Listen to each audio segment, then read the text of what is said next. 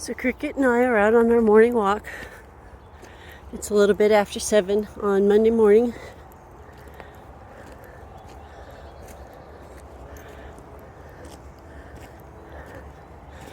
We're walking on Riverview Farms at the moment.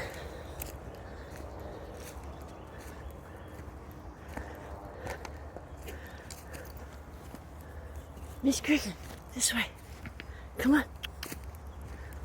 We haven't walked over here for a long time because of hunting season. But that's finally over, so we're going to walk up to the distant food plot that we like to walk to. The round trip takes about 20 minutes, and it's a little over a mile. The white trees that are blooming are dogwoods.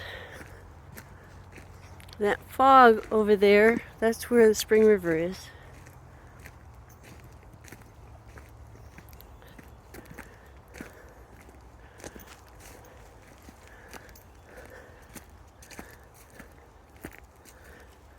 Good girl.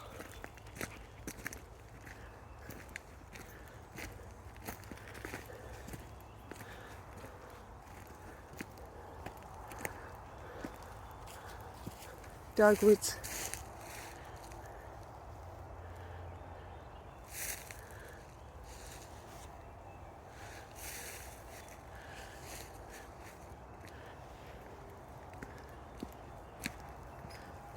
You can hear the traffic on Highway 63 in the background.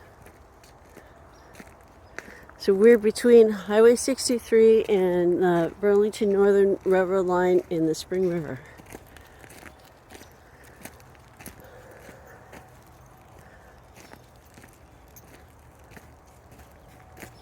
This little guy had a hard winter.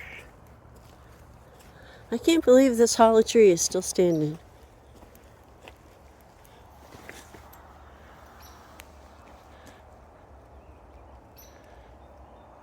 Probably 25 feet up. It's a huge tree.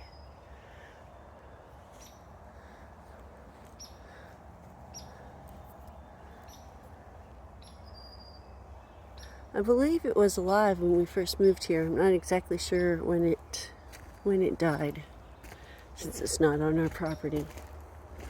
And at first we didn't know the people in the hunting club very well, so we didn't go on their property.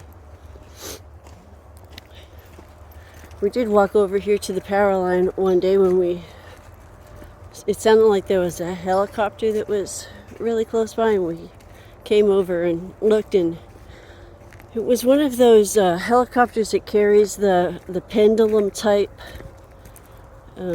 saw for cutting down and limbing trees, and it was cutting along the power line. And we stayed well back, so we weren't in the way or in danger, but that was a stunning sight. Very noisy, whirling blades of death. You know, you get the picture. So there's the power line.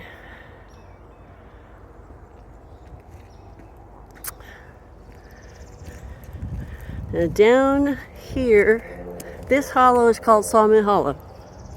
I guess there used to be a sawmill here in the 1920s sometime. Can't imagine what this all looked like when it was clear cut. But way down there is a stream, and it runs almost all year, depends on the year. And then it goes back up.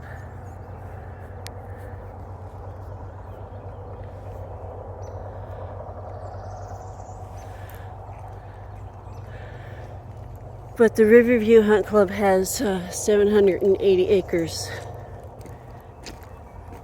And then they sold 2 acres to Jennifer Bolden. That's where her little cabin is. And then we have the adjoining 42 acres. It's a big piece of property, lots of roads, lots of maintenance to be done, and not many people to do it. You ready? Good girl, let's go. Look how fine the soil is here. That's sand. And very, very fine gravel.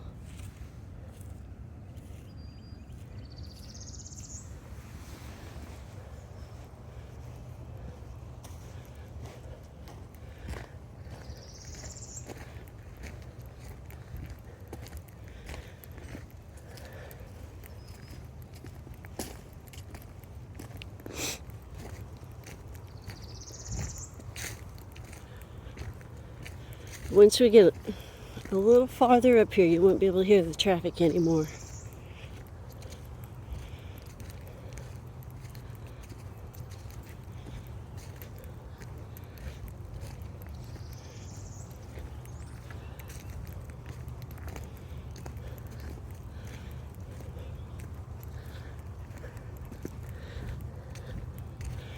Last summer was a really good season for American Caesar mushrooms. This hillside was just covered with them. We had a few on our property, but this property here, I mean, they were everywhere. Kind of amazing.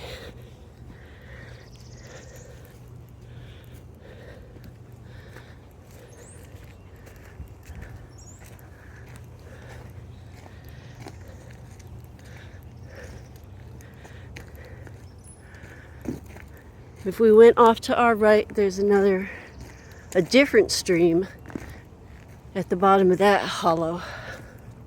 I don't know if that hollow has a name or not.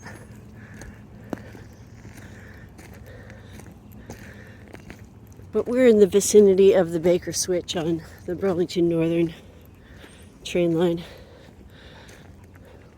One morning we came walking up here and there was a little fawn hiding right there between those rocks.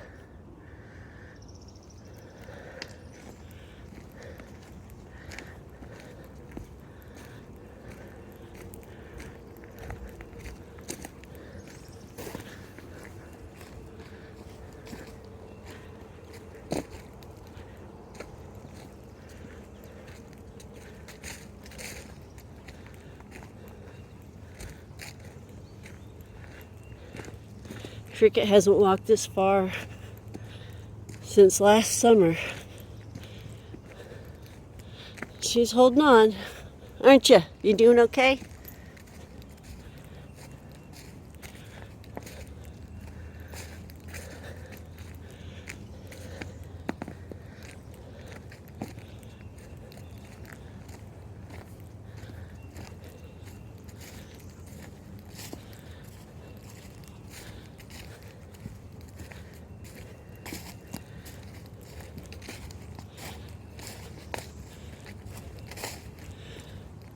Here's the jumbled rocks at the top of the ridge. I still find that very intriguing, how those rocks got there.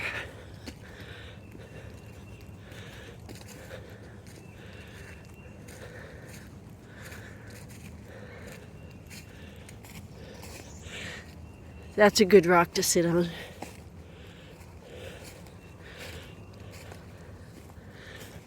Gives you a good vantage point.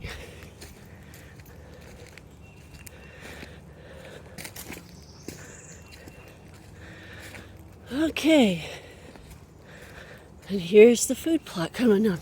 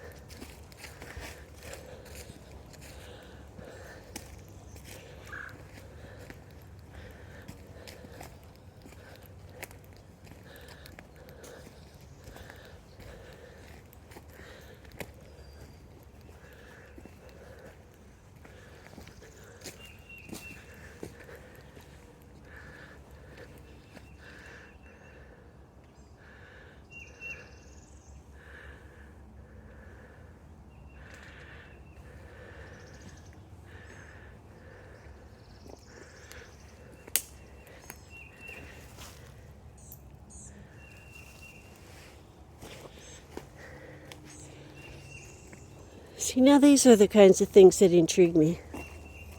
Just a minute, Cricket.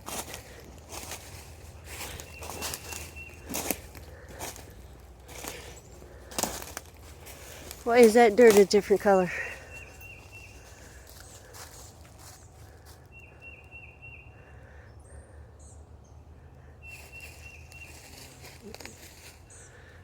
Somebody's house.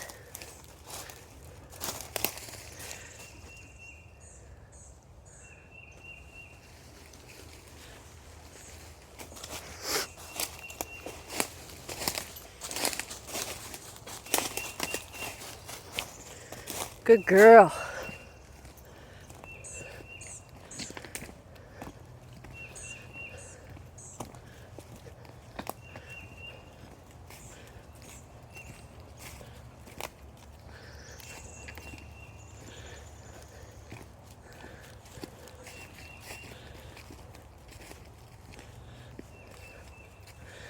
And because this ridgeline straddles like 4 different hollows, I think, may only be 3.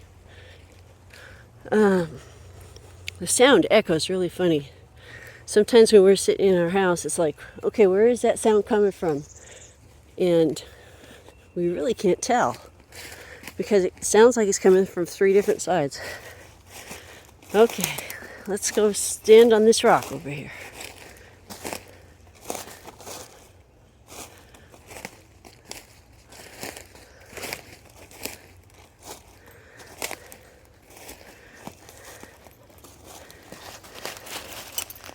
Good girl.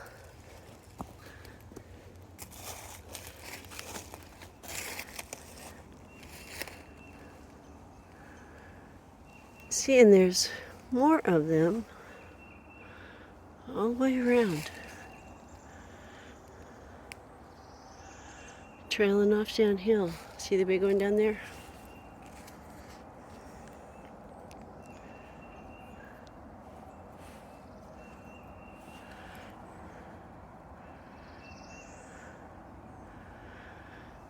I only know of 2 things that deposit rocks like that: water and ice. Did the glaciers come this far south? We're only 18 miles from the Missouri border. And it depends on which map you look at when you're studying the ice ages as to how far down it came. Some of them depict the ice as far south as the tip of Crowley's Ridge. And I'm not sure if we're on the same latitude as that or not. It's close. So it could be the glaciers left them. If we were up in New England, I would say it was glaciers. But we're on the top of a 700-foot ridge. So is this part of the flooding at the end of the Ice Age? Or what they're now calling, quote unquote, the Noah event 6,000 years ago? Yep, that's right, folks. Science is beginning to admit that the Noah event took place 6,000 years ago. So if you're wondering why history started 6,000 years ago, there you go. Because of some mysterious flooding event. I know at the same time there was huge tsunamis that flowed over parts of southern Australia and most of New Zealand and went as far east as India from something that landed in the Indian Ocean out there. So do we get bombarded every 6,000 years? That's what some people think. Or maybe the sun goes crazy. Gives you something to think about the craziness in the world today. Humanity maybe go insane every 6,000 years? That could be. Points to ponder for your day.